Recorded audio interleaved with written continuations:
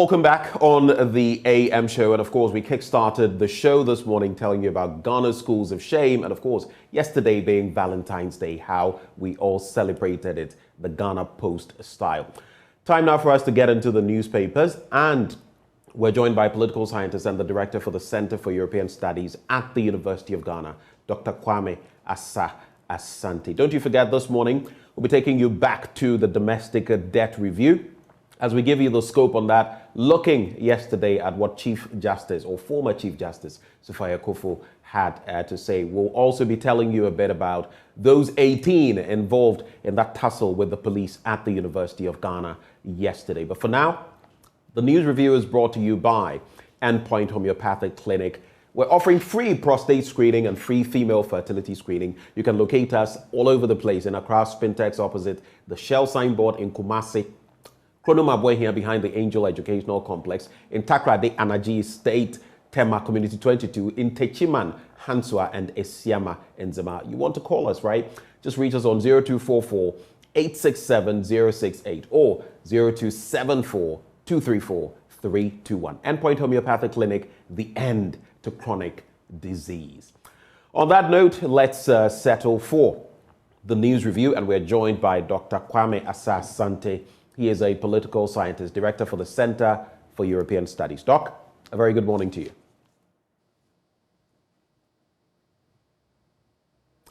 Okay, so we'll have to work the connection to Dr. Kwame Asante. If you can hear me, Doc, you may have to unmute.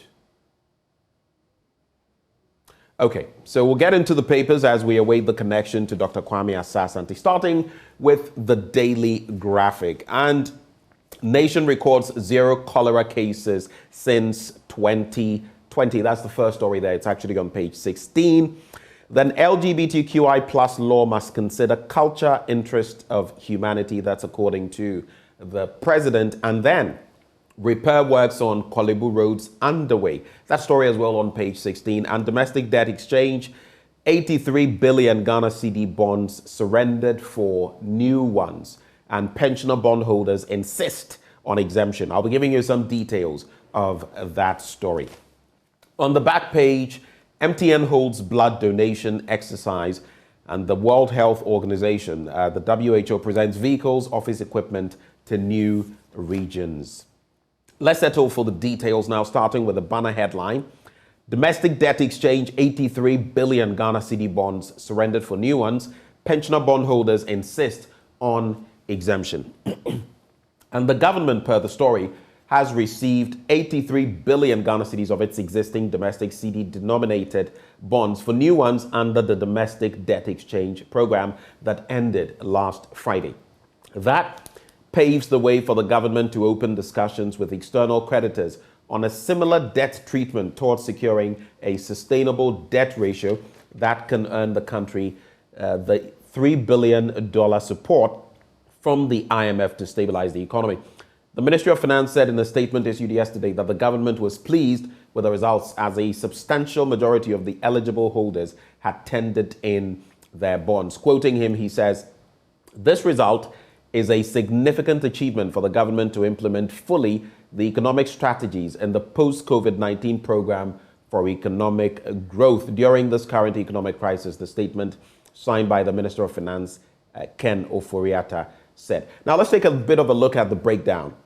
It explained that of the 97.75 billion Ghana cedis in terms of outstanding principal, 84.99 billion Ghana cedis was voluntarily tendered by investors who opted to participate in the program. It said in an appendix attached to the statement that the subscription rate was equivalent to 84.91%.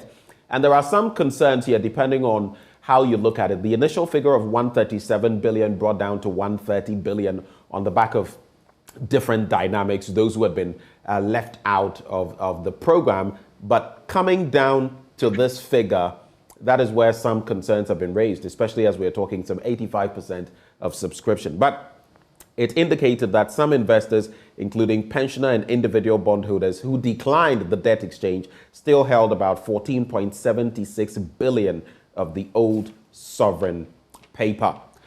Do I hear Dr. Kwame Asante with us? Yes, I'm here. Good morning, Ben. A very good morning to you, Doc. Thank you for joining the conversation. Good morning.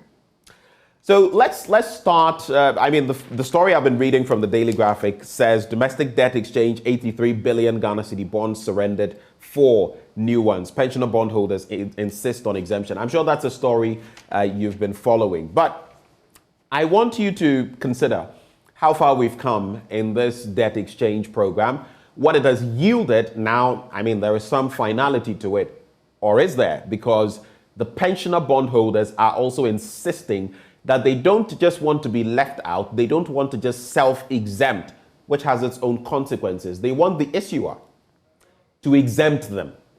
And there are so many dynamics they point to. They say that the Finance Minister, Ken Ofori-Atta, is fully aware that if you self-exempt, there could be consequences for you going down the road. When payments are to be made, for example, likely payments will be made to those who participated in the debt exchange rather than those who self-exempted. But if the issuer exempts you, the dynamics are very different. We've also heard that tussle between Gabi Okyere-Darko, who is not in government, but who, from all signs, wields quite a bit of power as far as this administration is concerned, with the former Chief Justice Sifai Akuffo. And yesterday she had some interesting words for him. I don't know whether I'm going to repeat them, but I'm sure you followed. What is your take on those two dynamics when it comes to the debt exchange program? Let me take the one on the debt exchange itself. If you look at how far we have come, in one breath, you can pat government at the back that, yes, was able to work hard and has achieved the target that it set for itself. There's no doubt about that. Right. And that's what's easy to do. And in the other breath, the problem is lack of a number of things, including information. We saw the tussle between bondholders, pensioners, and governments, and the rest of them. I thought that those occurrences were needless, in the sense that the main problem that I see from where I said was purely lack of information and proper articulation of government position on these issues. What we had earlier on was the fact that, government position were articulated, but that the push of government was not friendly. You either take it or leave it, that sort of thing. That did not go down well for people who have really paid their dues. They serve this country through meager salaries. They've been able to put their resources together to support government to finance its business over the years. Now they are on retirement, and the little that they can get out of their investment, government trying to deny them. Obviously, they will hit back at government, and that's why they stood their grounds and did what they did. I believe that they were unfairly treated because one would have thought that if for nothing at all, that group of people who are vulnerable, who are, they need the support of the society, we deny them. What was so painful to me is that as if, apart from a few people who supported the media and certain individuals, we let them to battle this thing themselves.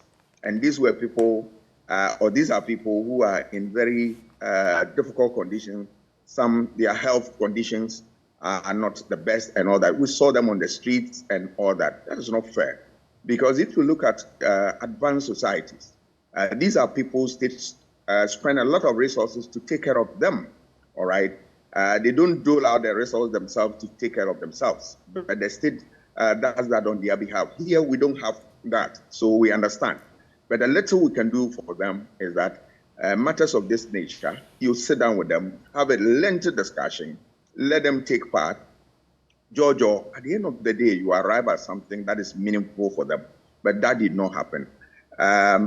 The implications for these things, for politics and for economics, are there for us. Look at what has happened and the way government went about it. My fear is that if we don't take care, it's going to cripple the financial sector, that people will lose trust in government and will lose trust in what putting their money into something that they call safe, that is government securities and all that. But you and I don't need that because government needs their support at all times. So it is important for government to quickly come back, right the wrongs, and then, if need be, apologize, and then let the system, everybody understand how far we have come, and quickly you move on. That is one sure way that you can get people back into the financial sector to support government, because take it or leave it, government needs support, and we need to support government from that sector so that our government can survive and we also can survive. So it is a two-way traffic, and that we need to do that. All these things did not happen, and I was not very, very happy. What is more is that when you leave the situation like the way we saw it, then you are gradually, telling people that you can't trust your government. But that affects the political psyche of a country, that the people don't trust their government. Government must work at this because it is important that irrespective of the condition we find ourselves, we want to believe that we trust our government and our government will do what is expected. And it's an interesting point you make, because Dr. Yao Pebi, for example, who came on Joy 99.7 FM, mentioned that he encouraged other medical doctors to invest their funds in bonds.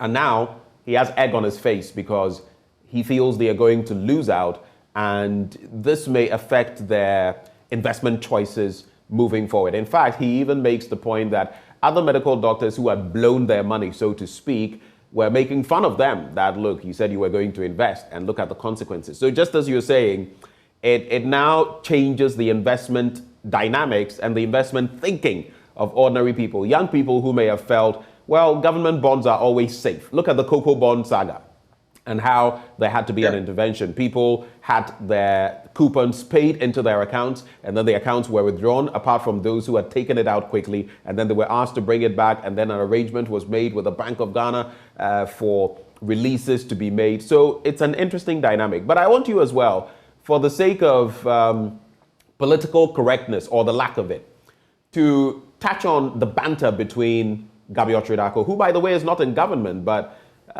like word on the street, you would hear that he's pretty powerful in government circles, cousin to the president, and a former Chief Justice, Sufaya Kufu. You would recall that when she made her initial comments, picketing at the Finance Ministry, no official of government responded to her. No one did. But before she made her appearance yesterday, and who knows whether it was on the back of this, we saw quite a number of posts from Gabi Otredako, basically saying that likely she was doing this for publicity, that she should have known better, that she didn't know the issues, and that if she was going to do anything, she should have done it much earlier. And many people have taken exception to that, including Nana Obiri of the NPP, who himself said that it was in poor taste. In just about a minute, what would be your reaction to that? Looking at the pedigree of the former Chief Justice and the sort of, I wouldn't call them invectives, but language used by Gabi against her. I think it was, very unfortunate. One would have thought that Mr. Gabi would have calculated very well and then, be mindful of how he communicates. We didn't have that. It's unfortunate. And see, there's something that we need to understand in this country. Criticisms are not necessarily something bad. In political science, we have what we call the systems theory, which you are aware of, developed by Easton. The basis of this thing is to help deal with policies. So any policy that you bring out, all right, they are what we call the demand sector, the demand section, and then the support section. People demand, or government demand, the fact that there must be a policy. The policy is that let's reschedule our debts and whatnot. All right. You need the support system, and the support can be, people canvassing for it, people even demonstrating against it, people criticizing it. And these are things that support the policy, because you don't want a policy to come up as output all right, and people jettison the policy, kick against it. So you need to, bring on board or take on board all these concerns. And when they do, you get a straightforward policy. That strengthens the political system. This is what is missing in the government analysis of this issue, that you need at all times, that you need to have people like that to criticize you so that you take them in good faith. Let us remember that criticisms are nothing but the oils that grease the wheels of governance, without which any governance process grounds toward a halt. So you need that at all times, especially when you have high-profile people like this, the elite. Let us remember that the elite are critical, mass of people who support the political system over the years. We saw how the role that they played in the independence struggle. People like Edward Akufo-Addo, people like Obechebi Lamte and the rest of them, just from school, they just rush here and then work and make sure that they dismantle the colonial system and the rest of it. You saw the energy, the speed with which independent, we were not prepared to do the bidding of the society, especially under Achampong.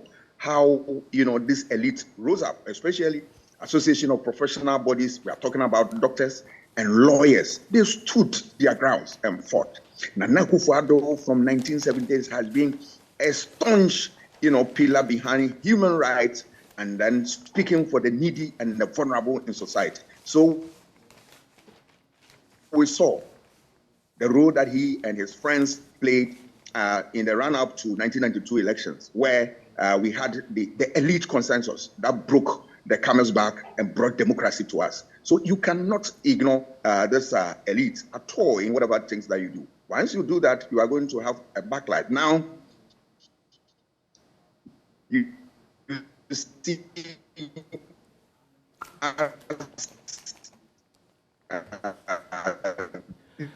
Doc, it would appear the connection is not the best right now. We'll try to reconnect with you and see whether we can hear you better as you make that point. It's not so clear, so we can't grasp what you're saying. But just to move the conversation forward, hopefully we can get Dr. Kwame Asah-Asante back. Let me just try once. Doc, can you hear me? Is it okay now? It's better. I can hear you. Yes, I can hear you loud and clear. All it's right. Fine with me here. Yeah. Right. So you can wrap on the point you were making. I can hear you. Yeah, so as I was saying that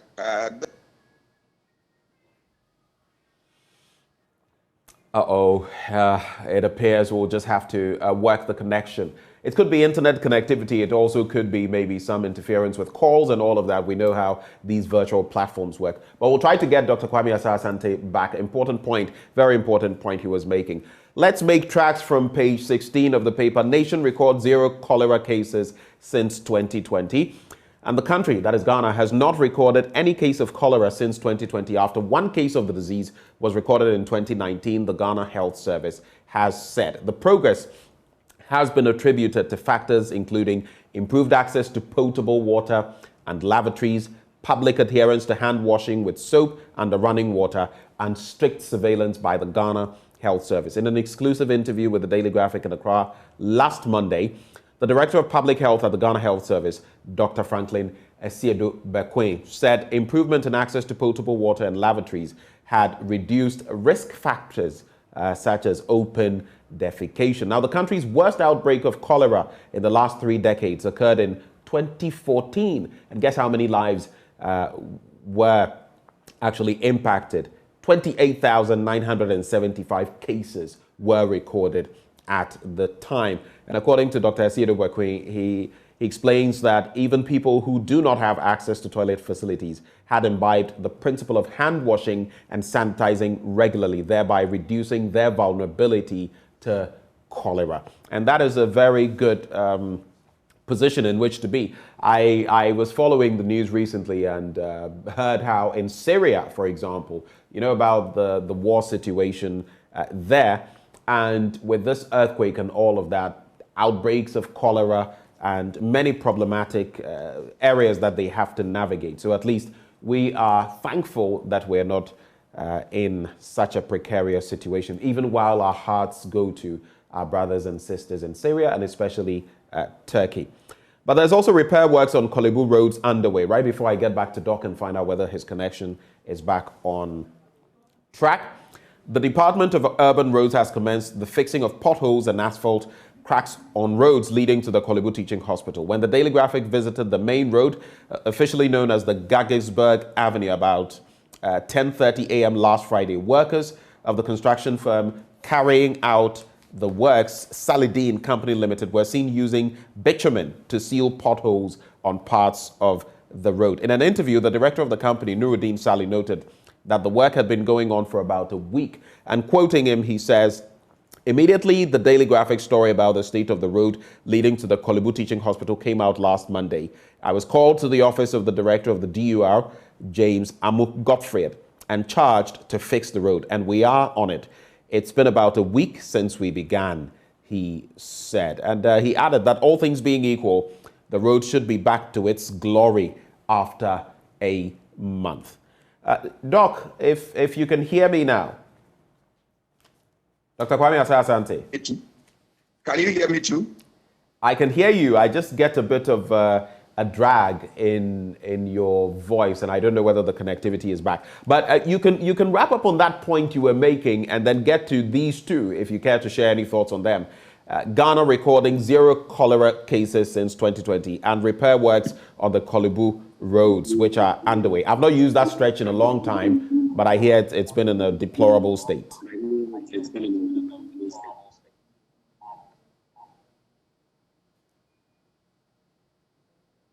Hello, Doc. Hello. Yes. Hello. You can go ahead with your thoughts. Go ahead with your thoughts. Yes. Go ahead with your. As I was saying, if you look at this group of people, we have seen in Ghanaian politics the role that they played in strengthening the frontiers of the country's political system. We've seen the role they played during independence, where they rally behind their leaders and then fought the colonial rule. Post-independence, we saw the role they played against military rule, and we can, typical case and point as Achampon regime, where Achampon did not want to listen to the people and all that. They mass up, fought the government. You can talk about Association of Registered Professional Bodies, doctors, followed by lawyers, and then they work critically against the government. At time, Nana Akufo-Addo was around. If you read Michael Quay's book, you saw the contribution that they made and all that. They stood. Nana Akufo-Addo is one of the people who had really stood up against injustice, and then the rest of them. We've seen that. And getting to 1992, you saw how the elite decided that enough is enough. They will stand up against dictatorship, human rights abuse, and all that. Kwame Safo-Edu, people like Edubuahing, who delivered a powerful lecture on the Ghanaian Sphinx, the culture of silence, and that broke the camel's back on the military dictatorship in Ghana, and we had a democracy. So obviously, at all times, you see the elite who are always watching the political space. If they see something, they begin to talk a little, and when something hit them, very much so, then they come out, and they come out in their faction. They are people you cannot ignore because of the weight that they carry within the political space. And then the people who depend on them for direction, and then the people who depend on them for survival and all that. So, and if you look at MPP, its backbone is the group of people who have been very, very important since independence or even before independence up to date. So I was thinking that the calculation was wrong, and that if anything, there was a need to have a dialogue that takes into account the needs of the people, a dialogue that brings to the fore hope, a dialogue that makes sure that participation is open, intimidation is out of question, and that the tactics that you adopt is something that they be proud of and want to defend it at all times. That is how you negotiate your way out. But if you go on that tangent that you attack, you will see the elite coming in. And what I don't want is when you see the elites, putting themselves together. That is what we call the elite consensus. Then that one, you realize that you are going to have difficulty in governing. You saw the Pro-Vice Chancellor, Professor Kweku Osam, coming in. Right. You saw people like Pampianim coming in. You saw scholars now coming out. In every society, those who bring about change, who bring about improvement in society, normally start with what? The elite, what we call the elite consensus. You can't ignore that when you want to have a stable political system that will deliver on its promise. So I will urge government officials that in matters of this nature, it's dialogue. It's not threat. It's dialogue. It's not insult. It's dialogue. It's not attacks and all that. So that you run the business smoothly. Let us remember that all of us are important stakeholders in the administration of the state. And that if somebody feels that his interest is being trampled upon or is not taken care of, that person has every right to complain. And when we do, those in government must listen with rapt attention and then see how best they can, handle them. Let's look at this story and wrap with the Daily Graphic newspaper. LGBTQI plus law must consider culture interest of humanity. That's according to the president. And he has expressed the hope that the Human Sexuality and Identity Bill before Parliament will take into consideration the culture and the societal attitude of the people, as well as the humanity of the people involved. Quoting him, he says, the consequences, hopefully, will be those that will recognize the culture and the societal attitude of the people, and at the same time recognize the humanity of all the people involved. Hopefully, the law that will be fashioned will enable this balance to be carefully struck, he added. He said this when the Archbishop of Canterbury, the Most Reverend Justin Porter Welby, and the leadership of the Global Anglican Communion paid a courtesy call on him at the Jubilee House in Accra yesterday.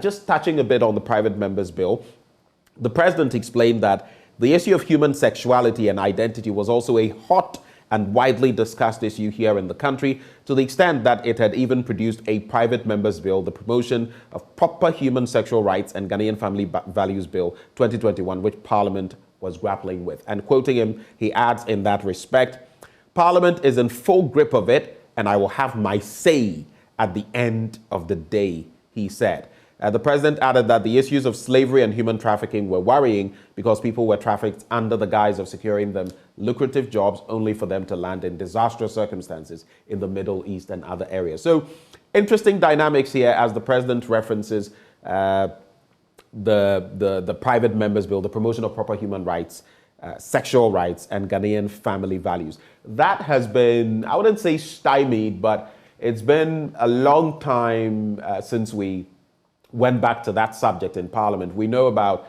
some of the activities that Parliament has to go through before it can be proceeded with. But what is your take on the president's reaction, especially when he says, Parliament is in full grip of it and I will have my say at the end of the day? He will also have to perform certain functions if this bill is to be passed into law. Your take on that, Doc? I think the president's position is apt. I respect that. It is a well thought out statement because take it or leave it, this subject is a controversial one because of the interest at stake. There are a lot of interest and a lot of entrenched position. But I'm sorry, if you look at it carefully, I always ask myself that there are certain questions that needs to be answered by this state. That the first question is, who is forcing us to pass a bill of this nature?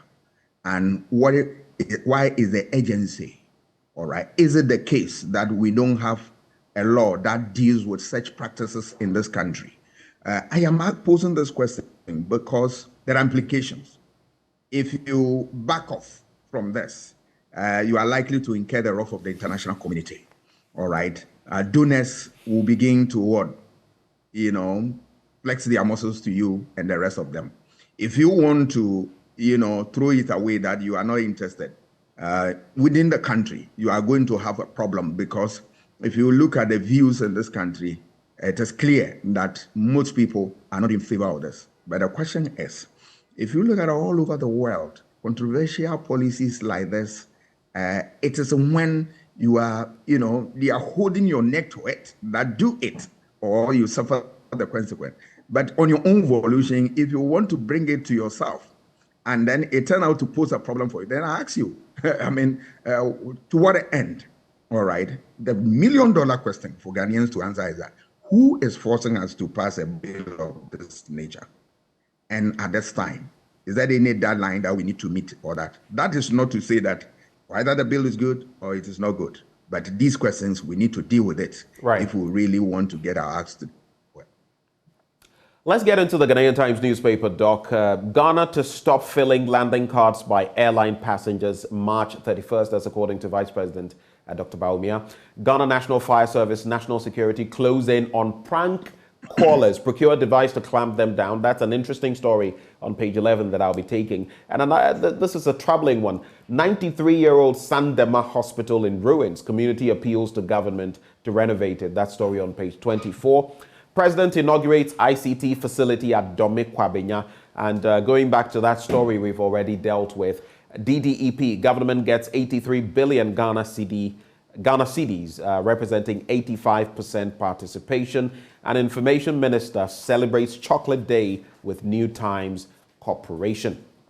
Let's go to page 11. Let's start from there with some of the topical issues addressed. And the President, Nana Addo Dankwa Akufo-Addo, says educational growth remains one of his administration's topmost developmental priorities. This, he said, was the reason behind the huge investment at all levels of the sector by the government, saying the agenda was to ensure a secured future for the Ghanaian youth. The Kwabenya Atomic Model Kindergarten, Ghana's first play-based ICT-empowered KG at Dome Kwabenya in the Ghana East municipality of the Greater Accra region. Now, the project executed by Messrs. BSW International was funded by the Ghana Education Trust Fund, and learning through play has emerged as an important strategy to promote pupil engagement, inclusion, and holistic skills development beyond the preschool years. And that is that first story. You can find pictures there of the president inaugurating this kindergarten facility. But then there's also Ghana National Fire Service, National Security closing on prank callers, procure a device to clamp down on them. This brings to mind a lot of talk from the police sometimes about prank calls that are made, and the Ghana National Fire Service is not left out. So the service, in partnership with the National Security, is to secure telephone console devices by the end of the year to clamp down on people making prank calls for prosecution.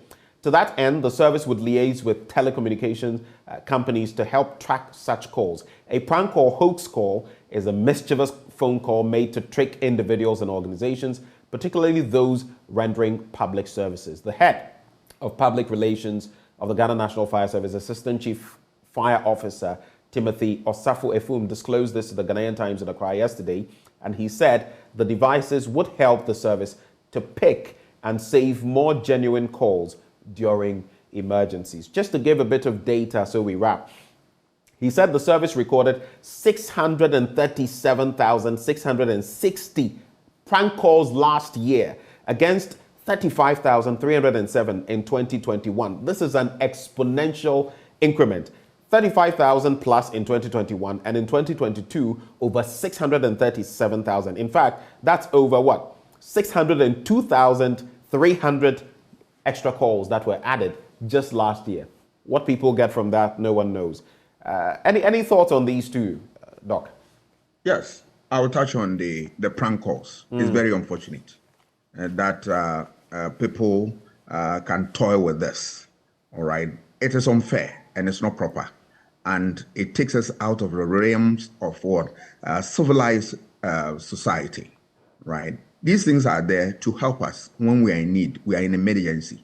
So as soon as you give a call, you are attended to immediately. Why would people want to abuse this? So I support the fire service and national security, and I support the government to give them resources to procure that facility so that they can deal with people in this direction. Whoever wants to take us for a ride, you will be in the grips of the law. But to be able to sustain this, you need constant education on this. The need to do away with such practices we need to inculcate in people from childhood to adulthood, so that people will imbibe that and live with this. There's another interesting story that the minister is celebrating the Chocolate Day. A good gesture. I love it because I, as a cocoa farmer's son, I have spent all my life working under cocoa farms, making sure that we produce cocoa. The little contribution my family will give to society, we've been doing that. But it's unfortunate that we are seeing events that we are seeing now. I want the minister, much as you want to celebrate this day and celebrate cocoa, I want him to turn his attention to the fact that people are destroying cocoa farms, and a time will come he will not get the cocoa to celebrate. So we need to save the trees now. Why am I saying that? People are cutting down cocoa trees and then engaging in galamsey, and government is sitting down adamant without doing anything. I mean, where are you going to get the cocoa beans to produce a chocolate to celebrate in another year or two? We need to save the environment now. We need to save the industry from galamseyers. Government must have the political will to deal with those, because now I have seen studies and all that where even the water that they are using, all right, to grow cocoa and all that, have become a source of question, that they contain cyanide and all that.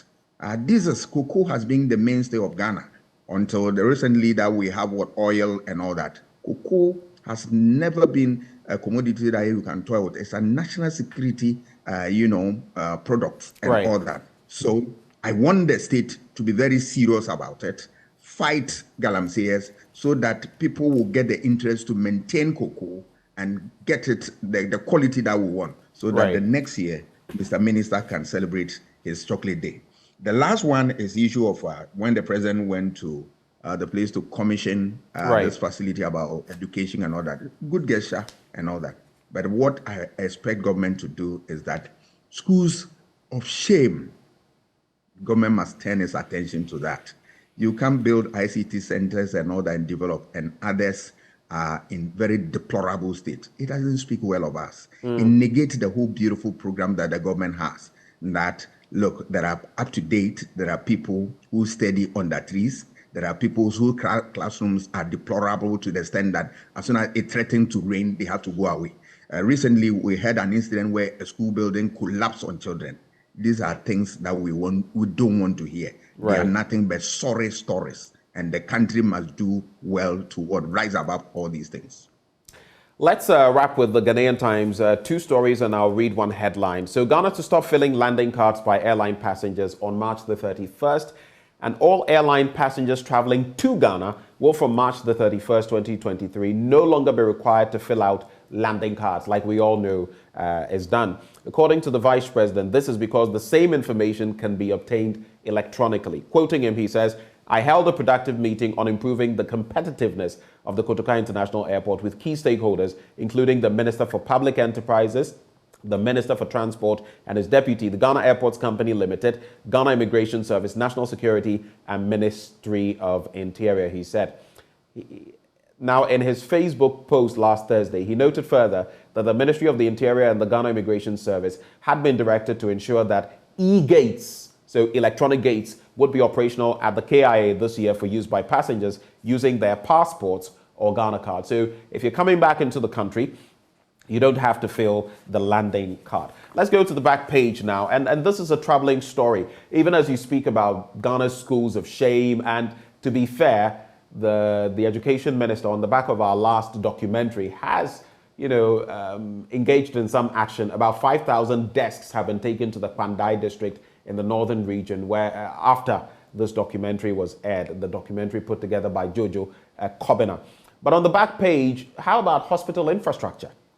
93-year-old Sandema Hospital in ruins. Community appeals to government to renovate it. And the Sandema Hospital in the Builsa North Municipality in the Upper East region is in dire need of renovation to fit its status as a referral center in the municipality. The 93-year-old hospital, established in 1930 to cater for the health needs of residents, was upgraded in 1970 to a health center and subsequently to a district hospital in 1992, and has since not seen any renovation till date.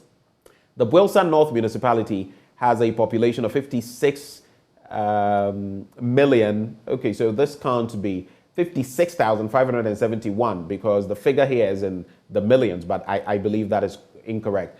During a visit, it was observed that the paint on the walls of the entire facility had peeled off with visible cracks on them, while most of the louver blades were off. The wire mesh and doors of the wards had been torn off, leaving patients in the wards and staff to the mercy of the weather and reptiles. Quote, "We recently killed a snake at the children's ward. In fact, if nurses on duty that day had not seen the snake on time, it probably could have bitten anyone in the ward," a nurse at the children's ward told the GNA. Can you imagine that, Doc? Children's ward with reptiles also operating right here in Ghana. Quick reflections? Very unfair. And it tells us that we are not a people who take, maintenance seriously. It is not part of our culture. But that is unfortunate. Why do we abandon such a facility? And the last time we did the renovation was 1970. Can you imagine this? In fact, 1992, and yet, I think. We pride ourselves that we are independent people. 1992, even there, it's bad enough for us to have renovated the place. All right. Health is critical because we need it intact at all times in order to ensure productivity. So this one is basic. We don't need to be told about this. And I don't see why we sit down for these things to get to this stage. But part of the problem, I blame society, you and I. Why is it that we always glorify politicians when it comes to elections? These are things that will force them to handle. Otherwise, we throw them out of power.